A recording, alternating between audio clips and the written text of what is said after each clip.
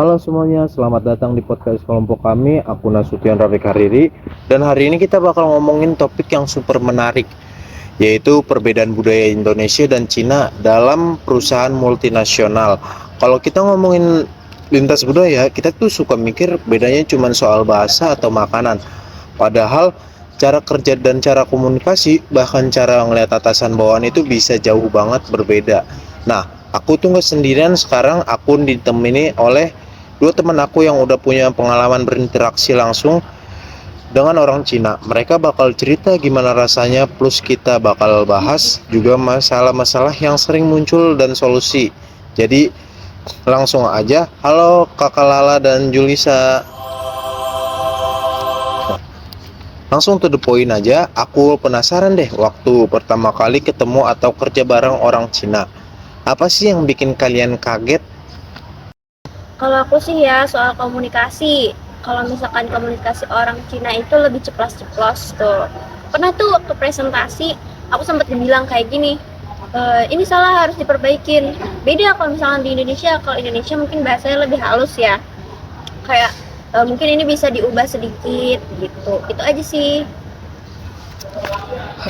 Hei, iya lagi, bener banget. Kalau orang Indonesia kan lebih santai. Kalau menurut pengalaman Julisa tuh kayak gimana sih? Kalau aku sih lebih kaget sama istilah, kalau nggak salah ada istilah 996 ya. 9-nya itu 9 jam Kerja kerja dan pagi sampai 9 malam. 6-nya itu 6 hari seminggu. Disiplin banget pokoknya. Sementara di Indonesia ya yang kita tahu ada istirahat ngopi dulu, ngobrol bentar. Jadi mereka kelihatan jauh lebih fokus sama target. oh iya, kalau kita lihat tuh kalau di Indonesia tuh lebih santai dan di Cina tuh lebih jauh keras ya. Kalau kita lihat lebih detailnya lagi, ada beberapa aspek budaya yang bikin beda banget. Pertama soal komunikasi. Iya benar, kalau misalkan di Indonesia itu high contact culture. Jadi tuh kita masih pakai bahasa tersirat, terus juga kayak kado-kadoan, mungkin biar gak tersinggung kali ya jatuhnya. Tapi kalau misalkan di Cina itu lebih direct sih. Dia ngomong apa adanya, lebih ceplos-ceplos. Jadi kalau misalkan nggak terbiasa, ya mungkin bisa salah paham. Kedua soal hierarki. Di Cina atasan dihormati banget, senioritas lebih tinggi. Kalau bos ngomong, ya udah langsung diikutin. Sedangkan yang kita tahu di Indonesia, hierarki penting juga sih, tapi kita lebih suka pendekatan lebih kekeluargaan. Jadi bawahan masih bisa dekat sama atasannya. Nah, bener. Tadi kita sempat lihat juga kalau orang Cina tuh lebih disiplin, sedangkan kita kan lebih fleksibel ya. Kayak ada istilah sih disebutnya sih jam karet. Terus ada juga nih orientasi kerja. Jadi kalau misalkan di Cina itu tuh kan punya target oriented ya.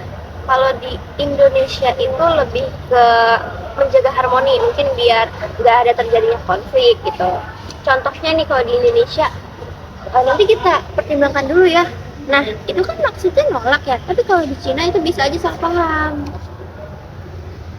Satu lagi, di Cina tuh ada konsep yang namanya guanxi. Guanxi pentingnya jaringan relasi. Kalau mau kerja sama nggak cuma cukup profesional, tapi juga harus punya hubungan personal yang kuat. Di Indonesia juga mirip-mirip kayak gitu, cuman kita lebih ke keluargaan aja. Nah, kalau perbedaan-perbedaan itu masuk ke dalam perusahaan multinasional, masalah apa sih yang biasanya muncul di dalam perusahaan tersebut? Coba dong jelasin. Yang jelas itu komunikasi bisa kacau ya. Kalau misalkan di Indonesia kan bilang nanti dipikirin dulu ya, itu kan artinya nolak. Tapi kalau di Cina itu nganggapnya mungkin masih ada kemungkinan, jadi salah paham. Terus juga ada manajemen waktu. Kalau orang Indonesia yang kita tahu telat dikit tuh masih dianggap biasa aja kan. Nah kalau orang Cina tuh beda lagi. Mereka udah beranggapan kalau itu tuh orang tersebut tuh udah kurang disiplin. Nah, belum lagi soal kepemimpinan nih. Kayak kalau misalkan Cina itu kan lebih keras tuh, lebih tegas juga. Sedangkan kalau misalkan karyawan Indonesia maunya tuh dengan cara dipimpin dengan cara mengayomi. Jadi kalau nggak sesuai, itu bisa bikin motivasi turun. Oke. Nah, kalau kita balik lagi ke realita, ada nggak sih contoh perusahaan kayak di Cina tuh yang ada di Indonesia? Ada banyak banget. Misalnya tuh kayak Huawei di perusahaan teknologi, terus juga ada TikTok yang seperti kita tahu pada saat ini kan booming banget ya. Terus juga ada perusahaan otomotif kayak BYD, itu tuh udah mulai ekspansi ke Indonesia. Nah, benar. Di beberapa kasus nih, misal kayak di pabrik-pabrik gitu kan, udah ada beberapa konflik gitu kan. Konflik yang mungkin perbedaan budaya di situ. Jadi kalau misalkan orang lokal itu nganggapnya orang Cina tuh keras gitu. Padahal kalau dari sisi mereka itu tuh hal biasa gitu loh, yang wajar-wajar aja. Jadi mungkin di situ beneran isu nyata sih. Wah, ternyata itu tuh bukan cuma teori-teori aja ya, ternyata terjadi di lapangan kerja secara langsung. Oke, menurut kalian tuh kayak gimana sih cara mengatasi perbedaan-perbedaan budaya ini?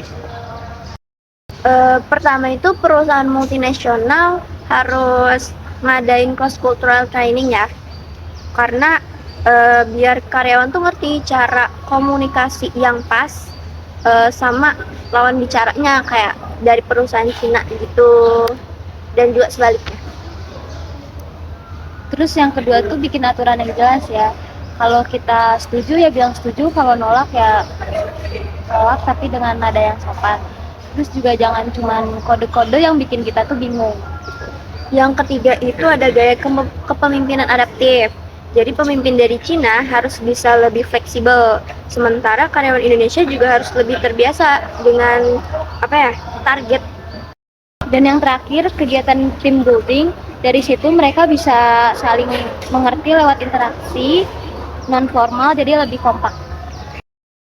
Nah, dan tambahan nih buat orang Indonesia yang pengen kerja bareng orang Cina, disiplin waktu, kemudian terbuka. Kalau dikritik jangan baper kalau dikritik langsung, karena itu memang budaya mereka, bukan berarti nggak suka sama kita. Jadi kesimpulannya tuh, Indonesia dan Cina bukan perbedaan budaya, komunikasi, atau hierarki. Dan cara memimpin, perbedaan ini memang bisa memicu konflik, tapi juga bisa jadi kekuatan kalau dikelola dengan baik dan komunikasi yang jelas, pelatihan lintas budaya, dan pemimpin yang adaptif. Perusahaan multinasional bisa jadi maju dan karyawan bisa jadi lebih produktif. Setuju banget. Jadi kita itu jangan menutup diri, tapi lebih memahami perbedaan aja sih. Dan jangan lupa, perbedaan itu bukan hambatan, tapi peluang untuk saling melengkapi. Nice, terima kasih buat Lala dan Julisa yang udah sharing pengalamannya buat podcast kali ini, terutama buat teman-teman nih yang pengen kerja di perusahaan multinasional. Sampai di sini dulu podcast kali ini. Saya Nasution Rafik Hariri. Sampai bertemu di episode berikutnya. Bye.